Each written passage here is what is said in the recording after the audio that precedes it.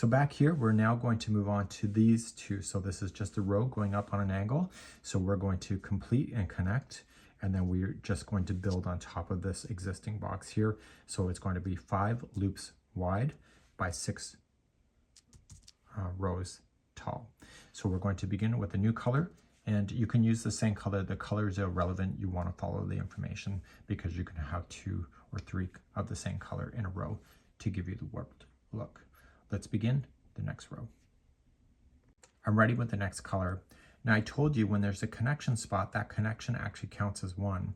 So what we want to do is that we want to turn it and we want to catch the back loop only.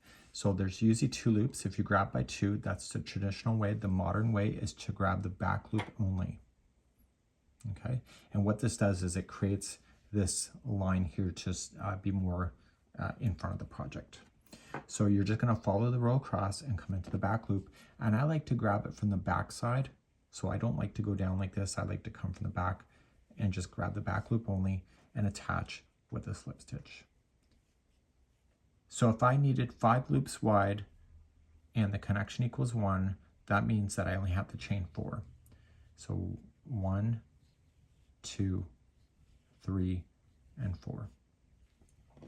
When you come across the very first time, make sure that this is facing up because the back side does not look the same because you don't have the verticals on the back side. So what we're going to do is we're going to move across and we're going to start connecting. So what we're going to do is second chain from the hook, grab the back loop only, and start collecting those. So we need a total of 5 loops. So we got the first one, the second. Okay, this is one right here.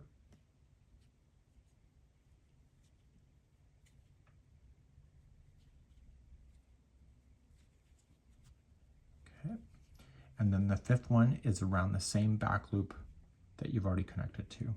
And it comes straight on from the front side and collect it. And now you got your 5 loops again.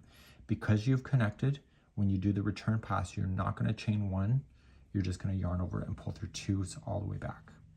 So if there's no connection, then you chain 1, and if there's a connection, you just immediately start just pulling through 2. And now this row matches the existing row that's here. So your next connection spot will be the next one right here. So forward pass starting second over, and keep on collecting. And remember the 5th one is the connection spot, but it's going to become very obvious. And so you collect to the next back loop only, pull through, and then pull through 2 all the way back. So what I'm doing here is that the width of the row has been determined already because we've already done it. And now we're going to match the exact height of this existing project of what we see.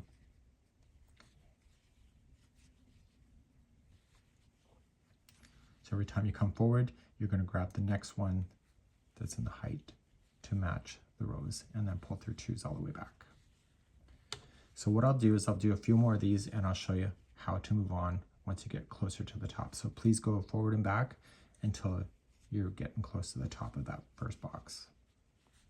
So I'm coming very close to the top of the box. Okay, and we're going to count what we can see. So we technically don't need to count if you can see it. So we have 1, 2, 3, 4, 5, 6 and a half. So the bind off is going to just have us finish. So we're going to start second one over and we start binding off to give you the 7th row. But we have nowhere to build on this side, so we know we have to finish. So if you can see that you can't add anymore, it will make your life a lot easier. Okay, and once you get that done, you are going to then, your last one is going to be the connection spot right here. And what I need you to do before you move on is you come into both loops on the top and pull through and through. And then this will be your first one that you'll have. So you've now just connected everything and you're ready to move on to your next box. So we know that this is 6 loops as per the pattern, but you can clearly see it as well. So you just come across the top, grab and pull up. Okay, so you're just doing a forward pass and you want a total of 6 loops. But if you can see it already, you don't need to count. So I only have 5 because the last one is right here. It's that chain 1. And because it's the slip stitch, it's a little harder to see.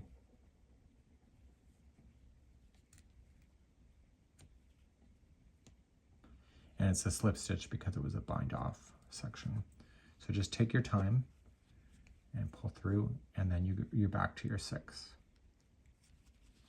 that you have. Now you're not connecting to anything, so you want to do your return pass. So you're going to chain 1 only, and then pull through 2s all the way back.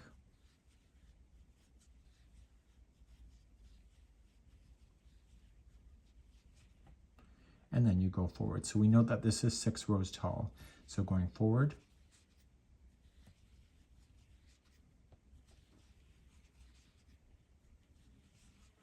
and don't forget that last one, turn it so that you can see the chain 1, and it's represented by 2 loops. Pull through. You're not connecting to anything, so you're going to chain 1 first, and then pull through 2s all the way back. So what I'll do is I'll get 5.5 rows done, and then I'll show you how this box is finished. I now have 5.5 done, so 1, 2, 3, 4, 5, because this is a new height, and this will be the height all the way across the x-axis. And so to finish the 6th row, I just have to do the bind off. Again, take your time, be relaxed, and go right to the very edge, including that chain 1. So this is where your project will then finish. And when we come back in the next video, we are going to restart. And when we restart, we come back down here, and then we start again in the same angle. So we never turn this project around to do the back, coming back in the other direction. So we'll be doing that next.